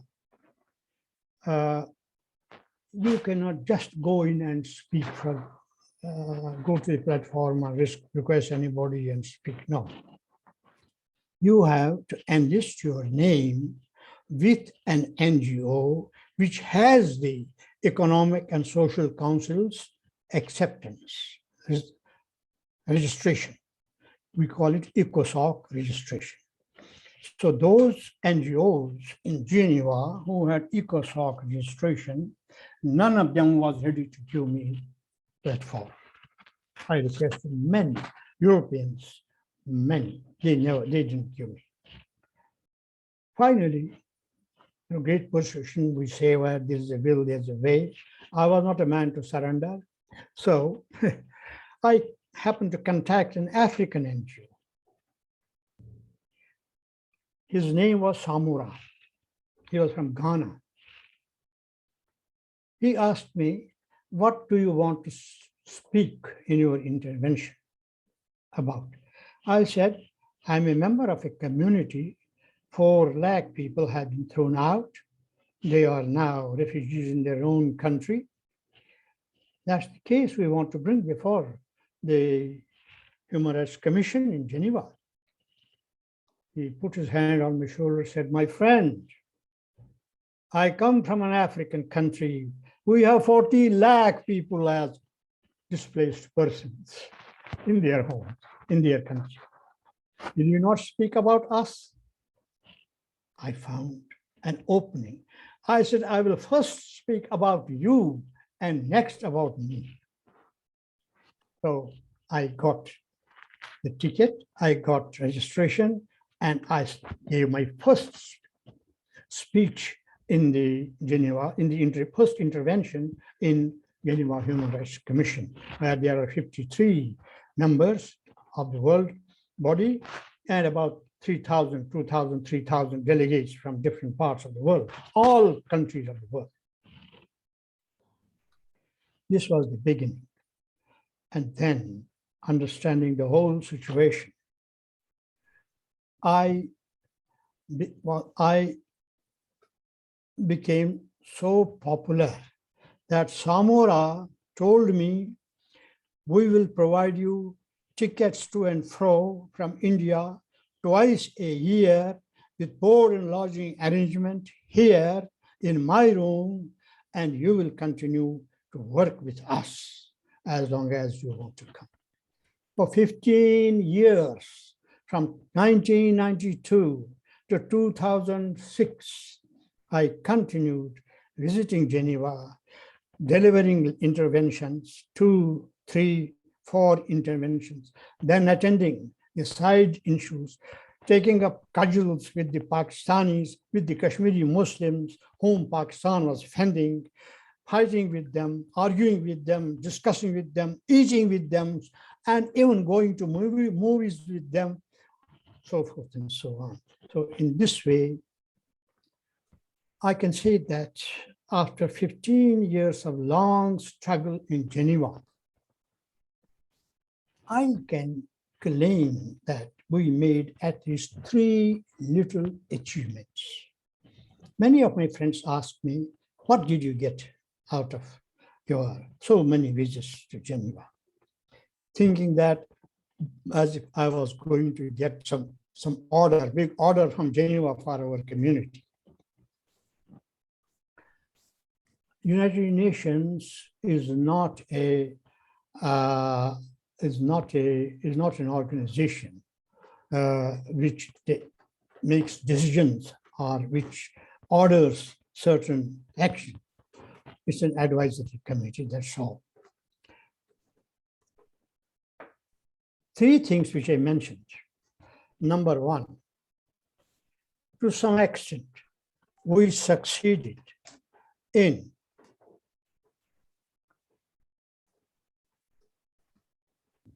telling the world community that in Kashmir, there is not a freedom struggle. It is a fundamentalist uprising based on communal arrogance, communal divide. That was one thing. Second thing is that I managed to impress upon the working group of human rights minorities that we are not migrants, we are internally displaced persons. The title of migrants has been given to us by Kashmir government and later on followed by Government of India. I question the difference between a migrant and a refugee. We had not crossed the international border. We did not leave Kashmir out of our free will. We cannot go back to Kashmir out of our free will. How do you call us migrant? A migrant is a Siberian bird who flows into Jaipur in winter and goes back in March. He is a migrant. We are not. So this was finally accepted after 2 or 3 years of fierce debate in the working group. This was accepted by the United Nations Human Rights Commission that the Pandits of Kashmir, they are internally displaced persons, but not migrants. Very great. It is a different story. My dear Bakshi Sahib, it's a different story that the Human Rights Commission of India did not accept the verdict of the Human Rights Commission to call us internally displaced persons. I am helpless in that.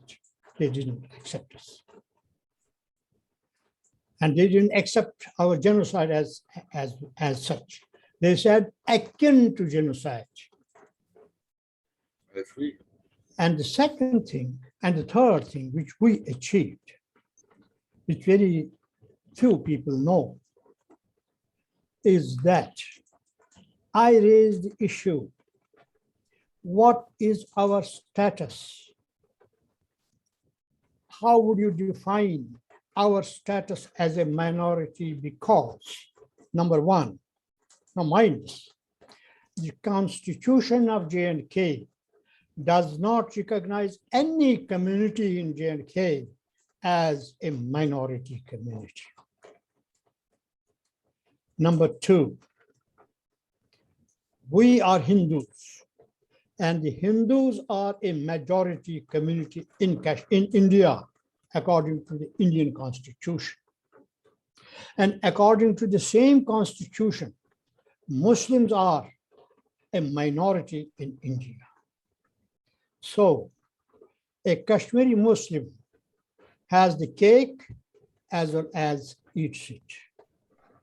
Then the matters come to employment of locals. He says, I'm in majority, I must have my share. When the employment of minority comes to, I'm in a minority, I must have my share. So he has the share both ways. As against this, the Kashmiri Pandit has no share because he's a majority. So I put this question before. On theoretical level, I asked the commission, how would they define our position? After great debate, they came to a final decision that one more definition should be given to a minority, apart from the decisions 1, 2, 3, 4, 5, whatever they have given. One more decision given was a reverse minority. And the reverse minority in their document is a minority, which is a majority on national level, but a minority on regional level, then in parentheses as Kashmiri Pandits. It's written there. So we are a reverse minority. That is the third achievement which we have been able to make in Geneva. It's another thing that government of India does not accept it. Kashmir government does not accept it. They continue to write us as migrant, but in all United Nations documents, we are mentioned as internally displaced people, not migrants. So that's what it will have done in Geneva. So much, we need to move fast now.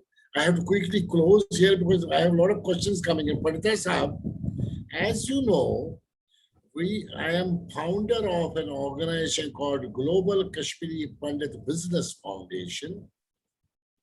Global Kashmiri Pandit Business Foundation. You know this foundation where I am founder. We had meeting with our governor. We had a press conference in Jammu. We are working on a game changer plan for our community. My CEO of Global Kashmiri Pandit Business Foundation, Ravindra Kashu, is watching you here. Supriya is our director. She's from Dubai. Jyotsana is our director from Gurgaon. Vinod Pandita from Gurgaon. Priya Bhushandar, who is watching you right now, is from Toronto, Canada. Ash Raina, who is there, is from Brisbane. So we together are created a mission of helping Kashmiri Pandits who would like to become entrepreneurs, startups, or whose businesses are destroyed. I have a request to make to you. With my folded hand, please become mentor of Global Kashmiri Pandit Business Foundation. Guide and support us. That's a very good point. I appreciate it. I would also, through this medium, request our community members that, keeping the circumstances in which we have been placed after 1990, it's very important that we should sit down coolly and reconsider our approach to our life, to our future, to our children, to our future generations. We have been for hundreds of years, we have remained in a very small place with limited avenues, no avenues at all. And we have developed a mindset which made us introverts, self-seekers, individualistic. These things have developed in us. Let us not condemn, but circumstances in which we, geographical, political, social, economic, everything. The entire Himalayan belt, this this is the characteristics of entire Himalayan belt because its economy is very limited, only one crop. Now, under present circumstances, our community is educated. Fortunately, we don't have illiterates among us, but education does not mean only running after jobs. It means using brain, using avenues, exploring how we can change, not only change myself, change the entire society. You have an opportunity. Your wings, your hands and your feet were tied for hundreds of years. You are now free. You fly, and your flight must cross, transcend the borders, transcend the oceans, go worldwide. Therefore, my friends, for younger generation, student generation, I have to say one thing. The Indian system offers you vast opportunities, provided you are able to search, apply, and work towards it. Why do you get restricted to just computer training or small engineering and all? There is vast world. Give me 50 IAS officers, IFS officers, 50 from our community. The fate of this country will change, mind it. Such is our potential. But we are not sending our people, our boys, our children. I request everywhere where I go, I request parents, mothers, sisters, brothers, consider sending your children for hire, for services, and not remain. We have so many services: army, police, railways, judiciary, so many services. Let us not lag behind. Think it, number one. Number two, in which we are dismally backward, that is business prospect. We have never thought of opening this avenue for us. Start with small things, end up with big things, like you have done. There are opportunities. The global Kashmiri Pandit diaspora, I know that they're also trying that people should be attracted towards business affairs, and as many young people, entrepreneurs as are possible, who can choose, they would help. Others would help. Even Government of India would help. Government of India is prepared to offer bank loans on acceptable rates, and other avenues are there. Even corporates would also be available for help. The question is that you should take the initiative. You should start running, jumping into the business field, find the avenues. And business has a psychological effect also. It makes you bold. It makes you open. It gives you confidence it builds confidence in you. It doesn't make you survive. It doesn't make you a slave. It makes you a master. It doesn't make you an employed. It makes you an employer. So these are the qualities which we need to inculcate in our youth, in our young people. That's my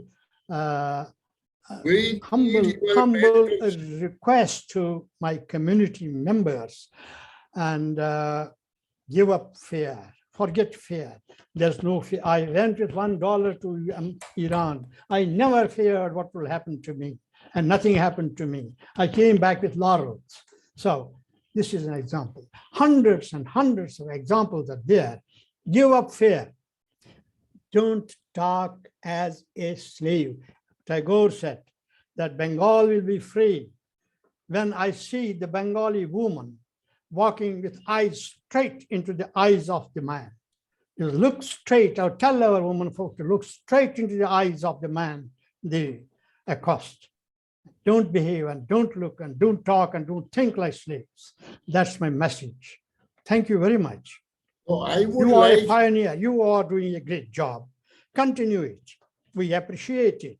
We will support you, lend you whatever support we can on social platform. Thank you very much. we would like to mentor us. Ravindra Kachu is writing me, ask Professor Pandita to mentor us. So, yes, think as free people, as free men. You know, Iran is a word. I'll explain to you. You will get the cue.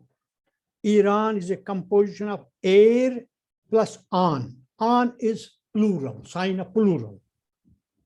An means plural, just as we say books. S is a sign of plural. The word is air, air. Air in Avestic language means free. Ah. So this is the land of free people. Iran means the land of free people, not of slaves. Very great. Sir, you just mentioned my last question. Now, you just mentioned Tagore said, look at women, look at men in eyes. Now, my last question is, you know, I am running a movement in the world called #Women Power, a global movement. 1 million women on this platform by 2024, irrespective of caste, creed, color, nationality, and religion.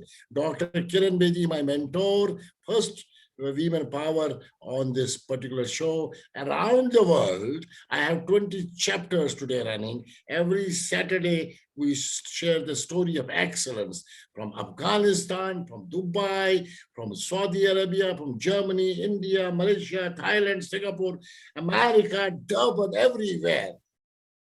Please convey my salute to Kiran Bedi for a wonderful role she is performing, becoming a model for Indian women. We salute her. Thank you very much. I am in the process. I started this with her. I am in the process known as Honorable Woman in the World. Would you be supporting this initiative? Surely, surely, no question about it. Let me quickly No go to question about it. Let me quickly No question about it. Questions quickly. We are already racing with time, and the question quickly comes. I will take only a couple of questions because there's a huge number of questions I can't take because I need to close this program. And the question is, how did you, Professor Pandita, being from an ordinary village, can you give just 2 tips for the youngsters to be like you? How did you do from an ordinary small town and you became such an iconic personality? Can you give just 2 tips for the future generations? Just One, quick. yes, one, complete dedication. Dedication, okay. Yes, to what I'm doing. Number Okay. 2, never satisfied with one thing, but trying the urge to go move ahead, move forward, move ahead. The next, what next? What The urge next? for the next. Yes. Fantastic. Never get satisfied with what you have. How? Keep looking for something more. Exactly. Dil wange more. Yes. Wonderful. Another quick question is, amazing personality. He comes from the same soil. Is very distracting to lose when he is moving out. And the question comes, Mr. Pandita, would you like to be somewhere in the same Iranian era, what is right now going, or would you like to spend more time in India, or would you like to go back to Iran? What's your view? I am an Indian. I am in India, and I have spent my life in India. Iran is what I gained experience in Iran. I am making use of that experience for my life for my friends, my community, my country, my people. Why should I live in Iran? I live in India. I'm in India.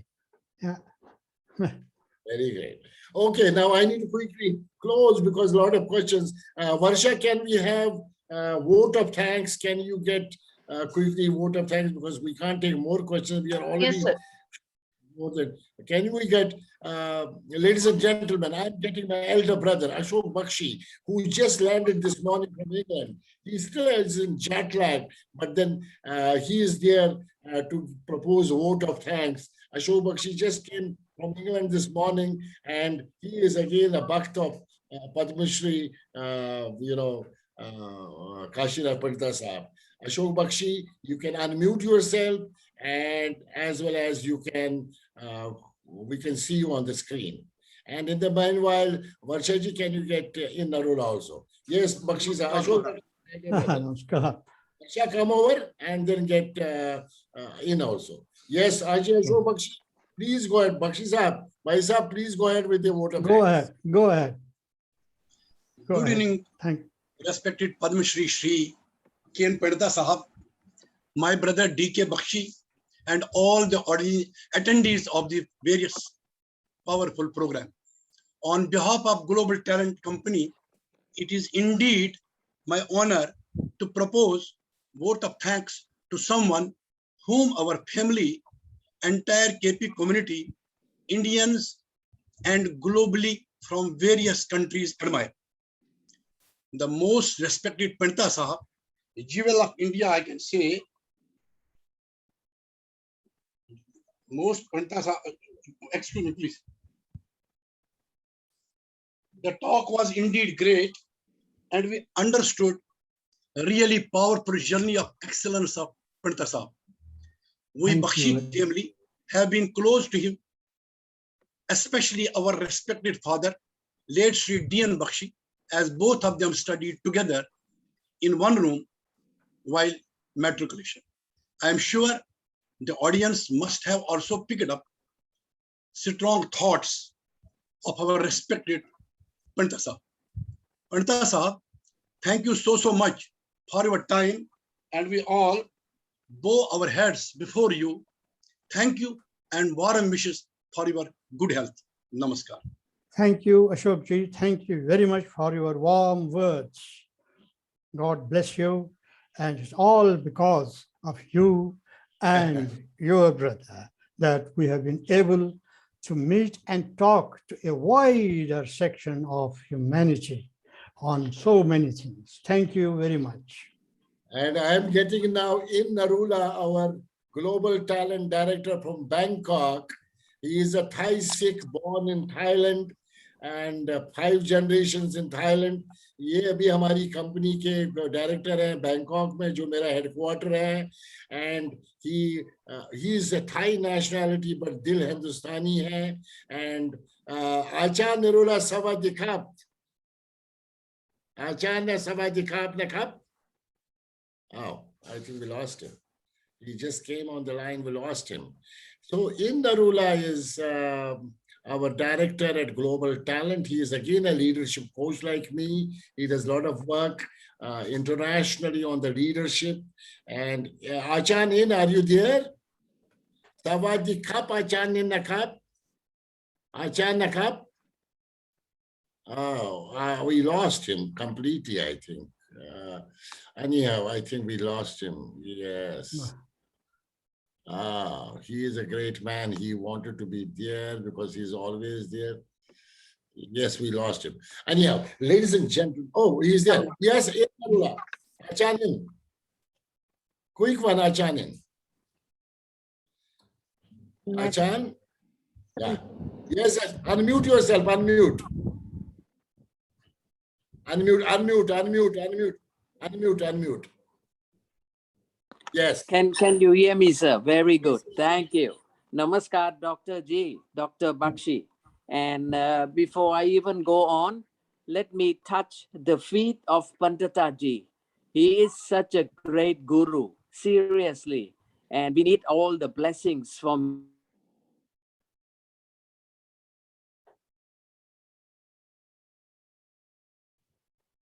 There's something wrong going into the line.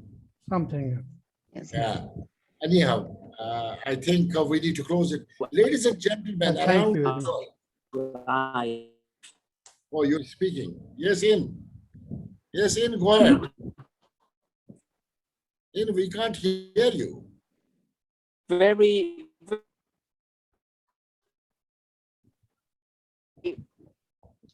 In, we can't hear you.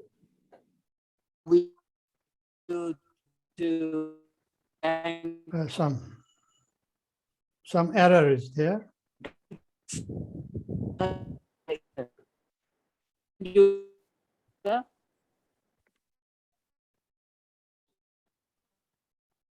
In, we are not able to hear you. In, there's something wrong. You on your side, sir? Yeah, there's something. Can you hear me? Can you quickly, can you hear me? Okay, Yes. okay. Quickly Okay, close. very quickly, I Yeah. would like to touch the feet of Pandita ji because he is truly a fatherly figure. And he is kind, he is compassionate, he is humble, he scores very highly on perseverance. He had a huge passion to write. He won awards after awards. Words are not enough to thank him for sharing his experiences and wisdom, for his wisdoms are far reaching beyond words can express. So saying thank you and thank you and thank you is not enough. The message that I think we all can learn is no fear, be successful, be an employer, be dedicated, move ahead. Always ask yourself, what next? Pandita ji, we would like to invite you to Bangkok, Thailand, because we all can learn from you. And I think your wisdom is far reaching and your books are to be read. And I look forward to securing some of the books that you have and we'll read that also, sir. Thank you once again, Pandita ji. We love you. We Thank you. respect you. You are like a father to us all. Thank you very much. Thank you, Swamiji. Thank you for your very warm words, very kind words. Thank you all that you said. Thank you for inviting me to Bangkok. I have been to Bangkok once in connection with my Kashmir activity, but hopefully we may see once again. Absolutely. Thank you very much for all that you have said, for your kind Absolutely. And sentiments. thank you, Ji. And let me touch your feet because it's not enough. Your wisdom is truly brilliant, sir. We'll always keep that in mind. Thank you and thank you and thank you, God sir. bless you. Namaskar.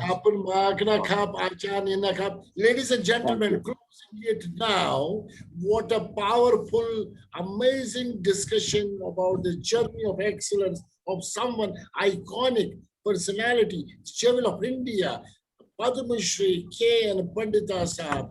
It has been personally for me one of the biggest learnings I have got today when I was hearing his journey of excellence. And personally for me and for my family, the entire Bakshi clan, today is an important day because both our parents are watching us from top.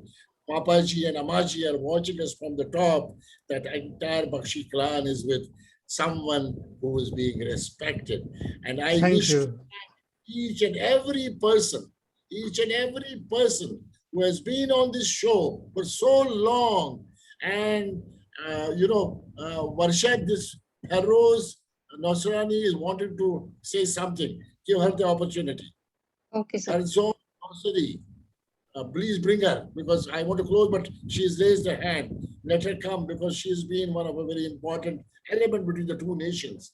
So get her there. So therefore, I would like to thank everybody, and I would like to thank Global Kashmiri Pandit Business Foundation, my all directors who have also been here, along with Bakshi family one side, so many people from the global world part of us, as well as GKPBF directors, Ashutosh Raina from Australia, mid-right hai, Ashutosh ki abhi bhi hai, Toronto se Vidya Bhushan, Jyotsna, and we have Supriya Kabu, as well as the CEO of Global Kashmiri Services Foundation, Ravinder Kachuru. And of course, I would again like to thank Ashok Bakshi, Jyoti Bakshi, TK Bakshi, Mahu, Usha Bakshi, and Renu Bakshi and Kuldeep Bakshi, Dr. Vinod Bakshi, Jija Bakshi, Rajkumari Bakshi, and Apni Bakshi along with Ravi Pandita ji, part of this thing. And now, Farzone Nosari, please go ahead. Oh, you are the Weaver Power. I do a lot of Weaver Power programs. Yes, you want to say something? Thank you It's very a great, much, Mr. Bakshi. I just quickly wanted to send greetings from Tajikistan. I am Firuza Osimi, and I just used my Farzone series account, yeah. And my sister Sarva Osimi. Great greetings from the Tajik people from Tajikistan. Thank you for organizing this Zoom. I think it's really, it's a good example for the new generation to learn from our old people, from our ustads. And we are so happy to see our dearest Uncle Pandita. So you did a great job. Yeah, he deserves people know about him. He deserves, he should teach all of us. You cannot believe what he did, because we didn't know him well before. My father and they were friends, but they had the same view, they had the same value, they understood the life, they look at the life by the same, with one eyes. And when we lost our father, you know, I can tell you, this imagine, no one, just Uncle Pandita, who were taking care of us. He supported us. He made us be strong, to be brave, and to be all to like be together, all kids, and yeah, and don't lose our path in the life. Yeah, that's what father can do for his children. Thank you. This is just a great example. Yes. It's not like relation, it's great example for all of us. We need to teach this lesson. This is a great heart, this is great friendship, this symbolize the like humanistic relationships. This is something, you know, it's difficult to tell by words, but we so love, we love India, we love all Indian people. So yeah, so all of you in our hearts. Thank you so much. Yeah. Thank you very much. Thank you very much. The title of the book on Asimi, which I compiled, is Joining Hearts, Joining People. That means if we want to join people, we must join hearts through our heart. That is the message. That was the great message which he gave. And my hunch is that a day will come when the film on Asimi, which we have prepared with great labor and of a high standard, I'm sure a day will come that it will be given UNESCO award, which is one of the highest awards of the world. And in that, I have also a good role in that film, because important parts of that film were filmed in New Delhi, and Gauhar was with us for 1 week to film that, to shoot that film. It's a wonderful film. I will request Gauhar to, if possible, to send you a copy of that film so that you can also display it to your people. The question is that of coming together, bringing people of 5 continents together, not through force of arms, but through power of love, affection, and dedication.